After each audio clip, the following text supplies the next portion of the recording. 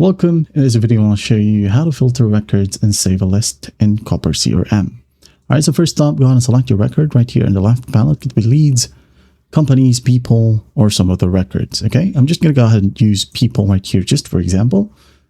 And then let's go ahead and filter it out. So a simple filtration may be just the tags. I'm going to use this tag, sample tag 2025. And these are the records that got this tag. I'm going to go ahead and click on save as new filter. Okay.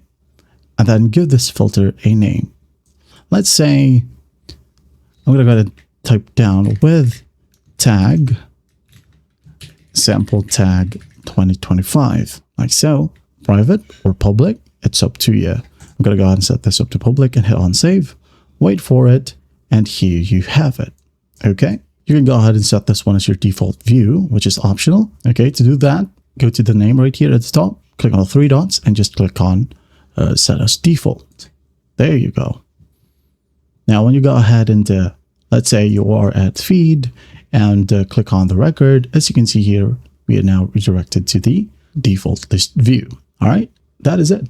Well, I hope this video helps and I'll see you in the next one.